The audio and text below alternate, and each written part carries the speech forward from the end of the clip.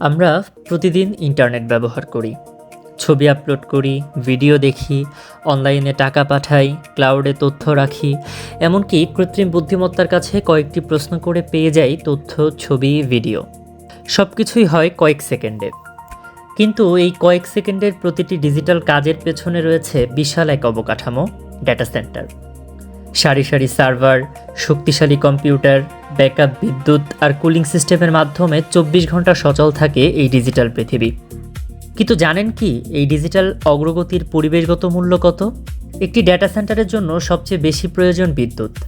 শুধু সার্ভার চালাতেই নয়, সার্ভার থেকে তৈরি হওয়া বিপুল তাপ নিয়ন্ত্রণ করতেও প্রয়োজন হয় প্রচুর শক্তি। আর সেই বিদ্যুতের উৎস যদি জীবাশ্ম জ্বালানি নির্ভর হয়, তাহলে ডিজিটাল সেবার সঙ্গে যুক্ত হয় কার্বন নিঃসরণও। ডেটা সেন্টারগুলো চালু থাকে দিনরাত 24 ঘন্টা, বিদ্যুৎ চলে গেলেও বন্ধ হয় না। তখন চালু হয় ব্যাকআপ জেনারেটর, আর তার সঙ্গে আসে ডিজেল, ধোঁয়া ও অতিরিক্ত বায়ু দূষণ। তবে সবচেয়ে বড় পরিবর্তন আসছে কৃত্রিম বুদ্ধিমত্তার বিস্তারের সাথে সাথে।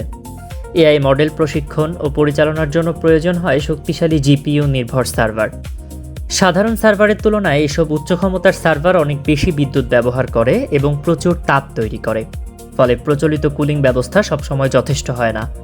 তাই এখন গুরুত্ব পাচ্ছে লিকুইড কুলিং এবং ইমার্শন কুলিংয়ের মতো প্রযুক্তি। এই কুলিংয়ের জন্য সবচেয়ে দরকারি জিনিসটা কি জানেন? পানি।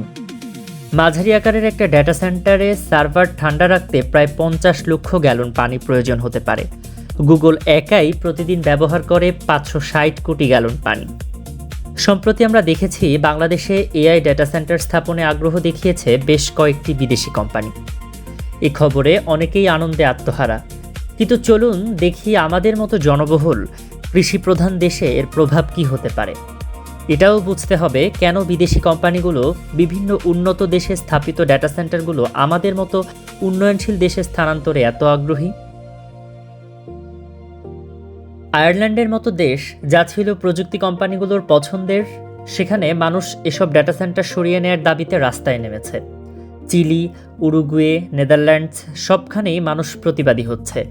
এই জন্যই কোম্পানিগুলো এখন এশিয়ামুখী। আমাদের দেশে যেখানে অনেক মানুষ ভূগর্ভস্থ পানির উপর নির্ভরশীল, সেখানে বড় ডেটা সেন্টারের পানির ব্যবহার শুধু প্রযুক্তিগত বিষয় নয়, এটি মানুষ, কৃষি এবং পরিবেশের সঙ্গে সরাসরি সম্পর্কিত। তাই প্রশ্ন উঠছে, এরকম ডেটা সেন্টারের জন্য প্রয়োজনীয় পানি কোথা থেকে আসবে? আমাদের প্রাণ প্রকৃতির ওপর এর প্রভাবই বা কতটা? সমস্যা এখানেই শেষ নয়। প্রযুক্তি যত দ্রুত বদলাচ্ছে, তত দ্রুত পুরনো হচ্ছে সার্ভার, হার্ড ড্রাইভ, ব্যাটারি ও নেটওয়ার্কিং যন্ত্রপাতি। তৈরি হচ্ছে বর্জ্য।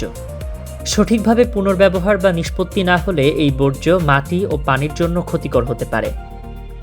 এ কথা ঠিক যে ডেটা সেন্টারের চাহিদা বাড়ছে। বাংলাদেশও সেই প্রতিযোগিতায় সামিল হতে চায়।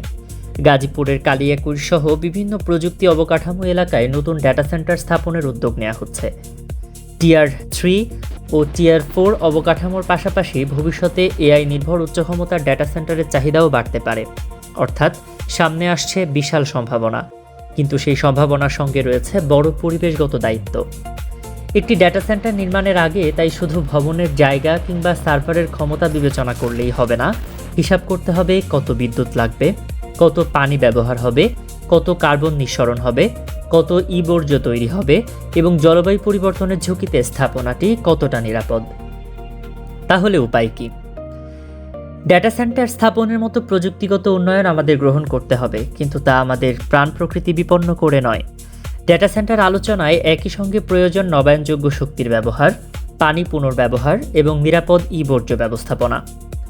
বাংলাদেশের সামনে এখন তাই একটি গুরুত্বপূর্ণ সিদ্ধান্ত, আমরা কি শুধু বড় ডেটা সেন্টার চাই, নাকি চাই সবুজ, দক্ষ এবং টেকসই ডেটা সেন্টার? ডিজিটাল অর্থনীতি এগিয়ে যাক, এআই আরও শক্তিশালী হোক, ডেটা সেন্টার আরও আধুনিক হোক, কিন্তু সেই অগ্রগতির মূল্য যেন দিতে না হয় আমাদের পানি, মাটি, বায়ু কিংবা ভবিষ্যৎ প্রজন্মকে।